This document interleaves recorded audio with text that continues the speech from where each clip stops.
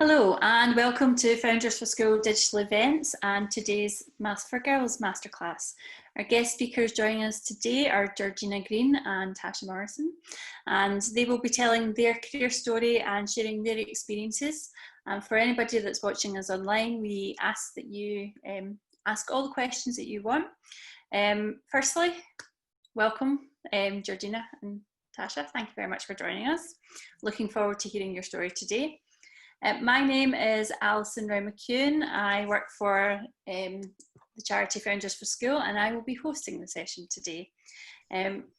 Our goal, our aim in our life is to help young people with the decision making and understanding of what's out there for their future careers. So we want them to understand a little bit more, I want them to understand better what they need to know about the world of work out there, and we do that by inviting people who have been through it themselves, role models who come in and tell us a little bit about their career journey. To the online audience, your audio and video and chat functions have been disabled. That's for safeguarding purposes because we do have young people online, but you can ask questions through the Q&A function, and we encourage it. We'll hear a little bit from both of our presenters initially, and then after that I'll start asking them the questions. We are recording the session for anybody that's interested. We will be posting it on our YouTube channel and also our Founders for School platform, so you can go back and watch it afterwards if you want to relive some of the experience or if you feel as though you've missed something. So please do sit back and enjoy and ask all the questions that you want. So, Maths4Girls, what does that mean? It's a project that we're funded to do that's supported by 100 Women in Finance, and it's designed to help replace the fear factor around about maths. Statistics show that a lot of girls choose not to study at GCSE and higher levels, and that can have an impact later on in their life when they go to their chosen career. And we just want to demonstrate and prove to you that actually that can be fun, it can be interesting, and it can give you some wonderful opportunities in your future life. So again, thank you for joining us, Georgina and Tasha. What I'd like to do first of all is for both of you just to tell us what your actual job is now. And then we'll do a bit where you talk to us each individually, maybe about 7 minutes, about your career story, give us a bit of background, what you've done so far and how maths has played a role in that. So we'll start with your job titles first. Georgina, what is it you do? Well, I have two. So I'm a personal tutor, so I cover maths and science GCSE tuition, and I also work as a research analyst in a pharmaceutical lab.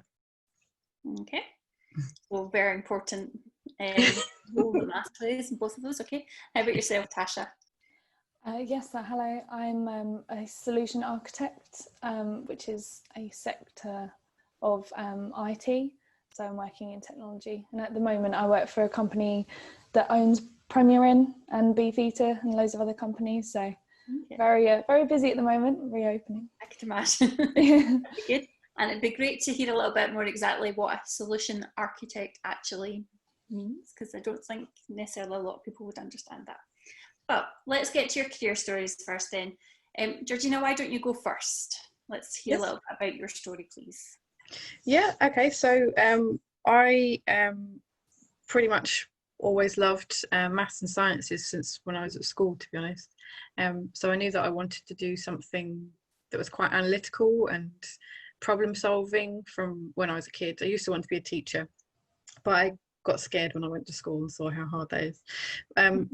I thought when I was getting up to my career choices, what can I combine? Some biology, which I love, some analysis and problem solving, and I was a big fan of CSI, so I chose forensic science, which basically just covers lots of different analytical methods. You've got things that are specific to forensics, like fingerprinting and blood spatter analysis, which are pretty cool, but not much use outside of that. And then a whole lot of statistics, because obviously when you're working with data like that, you have to do comparisons and understand massive amounts of data. So there was a lot of statistics. And if I'm completely honest, when I switched into secondary school, I got a lot of maths anxiety. So looking at that was quite terrifying.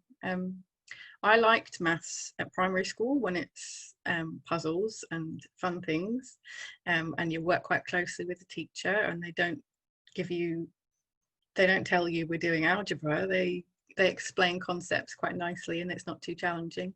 As I got into secondary school and it moved to having to do exams and becoming more complicated and being put into sets and being compared against your peers, I started to feel like maybe I wasn't very good at it, and I got a load of anxiety with the maths classes and kind of moved away from it and didn't want to do it anymore. And then when I moved to doing that statistics with my degree alongside something that I really had enjoyed and felt really confident in, I realised, oh, this is a lot of fun. This is fantastic. I love doing this. Damn it, why did I start doing maths? I really enjoyed it. So with my career after that, I didn't necessarily go into forensics, but I really enjoyed the scientific analysis and then using the statistical skills to kind of spot patterns in the data that you've produced and try and come to some sort of an answer with that, which is what I now do in the pharmaceutical lab. We look at quality data and degradation data for massive libraries of compounds and try and figure out what stabilities they have and how they can be used in their analysis. And I think that because of that, that's why I really wanted to get into the tuition, because I realised how I'd thought I couldn't do maths so early on with my GCSEs and backed away from it.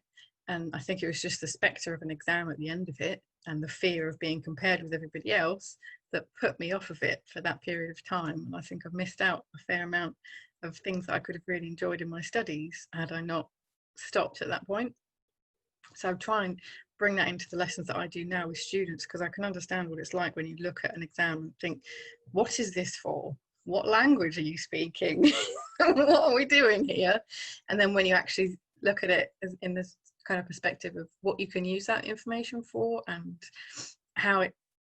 what kind of fun and beauty there is in spotting these patterns and like solving these problems, it's a lot less stressful. Yeah. See, I really enjoy what I'm doing now, and I like to be able to share that with all of my students. Good. Okay. I don't think you've got a completely unusual response to maths there. I think that's fairly typical. Yes, but okay. And what about you, Tasha? What's your career story?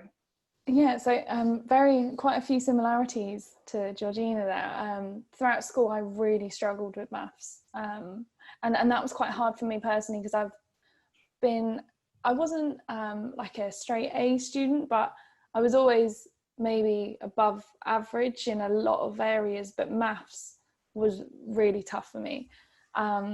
So when I achieved a B at GCSE, I was like, that is amazing, like that's great, that's all I wanted. I was like, I just need a B. But that took a lot of, I stayed nearly every day after school with my maths teacher, who she was very nice at letting us putting extra time in with us. I had a maths tutor in my final year of GCSEs just to make sure that I passed that and get it, because I knew I thought about teaching at one point, and I knew I needed at least a B to go into teaching, and that's what the requirements at that time. But what actually I found is I stopped at GCSE, and I wish I hadn't. I wish I'd continued it onto A level, because then when I was applying for universities, I was limited to what courses I could actually do at university, because I hadn't done a maths or science A level. So I went on and did business computing at Brunel University, which was brilliant. And actually I was so nervous to go and do a computing degree because I hadn't done maths or science A level.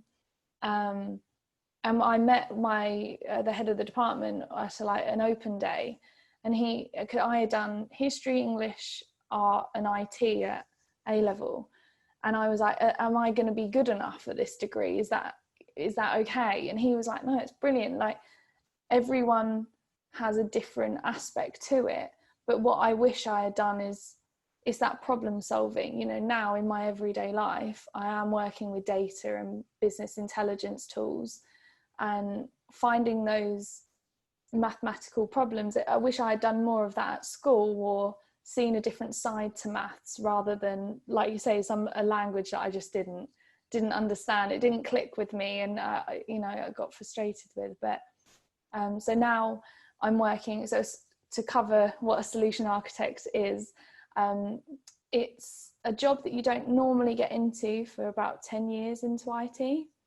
and the normal ways of working up to it is from being a developer, so programming, or being a business analyst. I was fortunate enough to be taken on, so I finished university 2 years ago. I've been on a grad scheme at Whitbread, training to be a solution architect, and basically we design IT systems, and it's problem solving. So the business will come to us and say, we want a system to do this, and we will go and fit a system hopefully to those requirements and work with the business. So it's really fun, and it's that problem solving, and I wish I had pushed myself maybe a little bit harder. But I think at the time, especially GCSEs, you've got so many subjects that you're trying to focus on. It's so hard to see the bigger picture, I think. But it's definitely helped me. I remember at university we looked into blockchain, and being able to have that little bit of maths knowledge and problem solving, and I can relate it to real life scenarios, that's what really helps me. So yeah, do you have any further questions? Yeah, no, we do. We've got a couple that have come in, and like I said, I do have my list. Okay, so no, thank you for that. So first of all, you both mentioned that you thought about teaching at one point. What put you off? What made you decide that wasn't your future? I wanted to be a teacher right through primary school. It's only really when I got to secondary school and I saw how tough it can be sometimes in the classroom. A lot of the teachers in my secondary school were newly qualified teachers, and they would come into the classroom really quite young, actually. I didn't realise how young they were at that point, with a lot of enthusiasm, and then kids would just be having a bad day and not really feel like getting involved, and notice that this is a new student and just terrorise them because they didn't feel like doing it. And I'd be like sat at the back, class swap, going, oh, kind of wanted to do this. Just sit here quietly. It is a tough job, but I feel like I've kind of found my easy path into that by doing the one-on-one tutoring. I can definitely relate to that. I remember sitting there and being like, wow, do I really want to do this? But I found that the best teachers I had some experience in industry before they became teachers.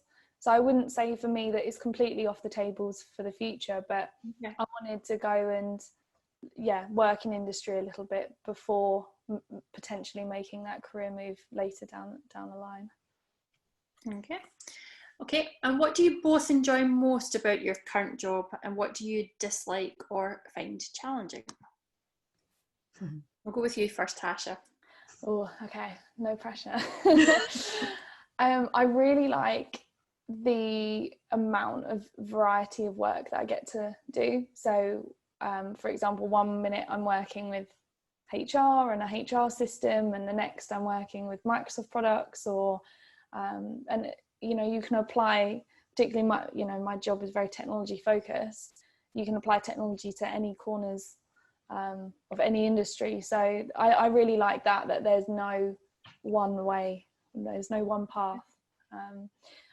Challenging, I think, I'd like it, but it is challenging that you need to keep up with what's going on in the industry a lot. So there's a lot of additional qualifications or reading and keeping up to date with what's going on, which is I really enjoy, but it can be hard to, you can't be an expert on everything, so that variety sometimes can be hard to keep up with. Fair enough. Georgina, what about you? So I love that. Similar in my job, I think that's the benefit with working with like a big company, like a multinational company, that there's so many roles that you can do within there. You end up doing a lot of variety, and I've been there 13 years now, so you end up kind of rotating around different parts of the company and learning new things, which I really enjoy doing. And then over that time you kind of end up taking little bits of it with you. So at this point I've got quite a lot of different components to my role there. So I do like that variety. It makes life more interesting, but then, as Tasha said, you've got lots of plates to balance and to try and keep on top of. So a real big challenge with that, and with doing my tutoring, is time management and making sure that you're doing the things that are important and not putting your energy into the things that aren't and just feel important, and still saving time to kind of relax at the end of the day. Always very important, work-life balance. Yeah. Okay. We have a question here. So it says, I tend to change my mind about which career to enter. Is this normal, and how can I make the right decision? There isn't one. Yeah, I don't think you have to be worried that you're going to get the one that you choose that you have to stay at. You can change at any time. You know, it's, you do what you want to do, really. Exactly. And I don't think I know really anybody that did one thing and stuck with it forever. Everyone changes, and even if we stay in the same kind of place, like if I stayed in the same company for the rest of my career, I wouldn't be doing the same thing within that company for the rest of my career. So it does change quite significantly. You make the decision based on what you are interested in at that point and what you like doing, obviously with some consideration of things that might be the best benefit longer term. But if you're enjoying it, then that's good, and when you're not enjoying it, you do something else. That's fair enough. So you both, well, Georgina, you talked specifically about the anxiety, but when you had doubts about your math ability,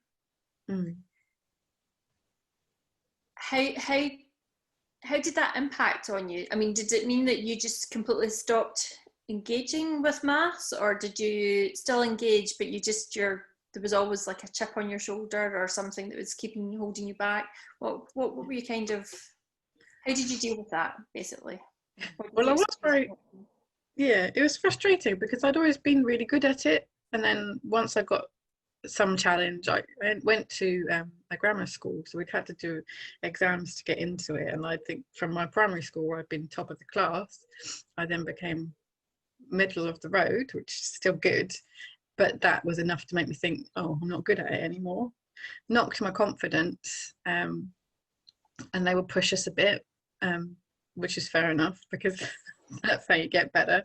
And when I couldn't do stuff, I'd think it was because I couldn't do it, not because I needed help with it.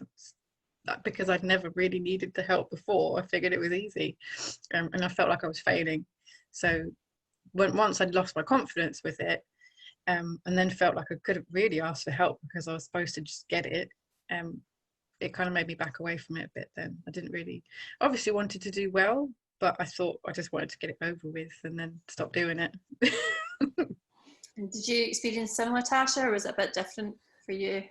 I think the confidence is definitely, I couldn't understand why I found English and history so easy, and maths I struggled with so much. And I think when GCSEs can be quite a pressurized times in particular, and you really need to achieve certain things, and just sitting there and trying to quantify to yourself, why can't I do this, is quite hard. But I think that goes back to, you know, I'm very grateful for my teachers and the tutors that I had to, you know, put that extra time in with me and listen to why I felt like I couldn't do it, and then change the way that they kind of taught it to me. It was, you know, I can't fault what the support that I had, but it still is the same as Georgina. It's like, why can't I do it? You know, that's something you've got to try and get over with yourself.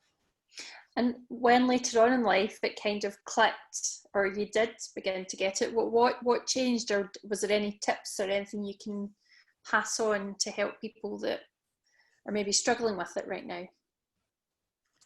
I think it gets a lot easier when you don't have to do an exam. Okay. Fortunately, GCSE students don't have that option, but what that did for me is when I didn't have an exam, it removed the pressure. So I was only doing things because I found them interesting, and then in work you're doing them because you've been asked to do them. But I kind of felt like it was a different context and I could ask for help because it was a new environment. So if I didn't understand what I was doing, I would have to ask somebody to explain how to do it, which I don't know why I just wouldn't do that at school. So I see so many students feel like because they don't get it, they won't ever get it. And I just have to remind them of all the things they at some point couldn't speak to anybody. They didn't even know what numbers were. Like, they've come a long way already. The only way they get there is asking for help. So it's when I realised that I could ask for help and take the pressure off of myself to keep getting it right, and be able to get it wrong for a bit until I understood it. Then it's like, oh, it's not that bad. Okay. So asking for help is definitely important. Okay.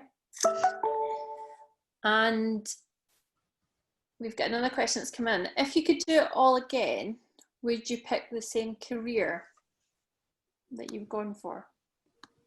I definitely would. Although I am only 2 years into my career, so you know that I think it's probably likely to change going forward, and that's fine. I think I've got what I wanted to do is to do A-levels and do a degree that gave me options. So if I did want to change career or change something going forwards, then I can, which I think I've managed to do. But no, I don't think I would change. I think if I could do a science or maths A-level, I would have probably swapped out one of my humanity subjects for it. But you know, it's daunting, and I know it's a separate topic, but you know, in my IT A-level, I was the only girl in the class, and that was just the normal. Funnily enough, that is going to be my next set of questions. Oh, okay, there we are. So you're both in STEM industries. Yeah. Do you see that there's what was traditionally very, very male is still probably, I would imagine, in your specific examples, more male than female, but are you seeing it changing, or is that making you am I making a false assumption about your workplaces? I think mine's probably very different to yours, Tasha. Like teaching, I think it's not so much tutors. People specifically ask for women to tutor them because that seems to be associated with women. But working in an analytical lab, certainly the people that have been there a lot longer than me, when I'm walking into some of the analytical labs with a male colleague to ask some questions, the answers will go to my male colleague, and it was me that was asking the questions. So we're both qualified scientists. You can tell me what the answer is, but I don't think it's so much the case anymore, and it's certainly not the case in the actual lab that I work in. I think there's more women than men there now. Okay. What about you, Tasha? Do you feel it's still quite male dominated, or is it getting better? Or? I think from a historical point, it's still pretty male dominated. There's 2 women in my team of like 15. But again, that's, you know, everyone's older as well, so that's like a different aspect to it. I think at uni was the first time that I actually realised how much how male dominated it was. There was a it was a cohort of about 200 on my course, and there was about 20 girls. So, you know, going that 10 to 20% kind of girl ratio. I think the average is like 18% is females in kind of STEM degrees. So it's never really bothered me. I just want to be treated equal, and I think that's what sometimes with everything going on, I think men that I work with might worry that they can't talk to me in a certain way because I might take offense, and I like, you know, rather than just, and then when they get to know me, they're like, I often get comments like, oh, you're not normally like, no, I haven't met a grad like you.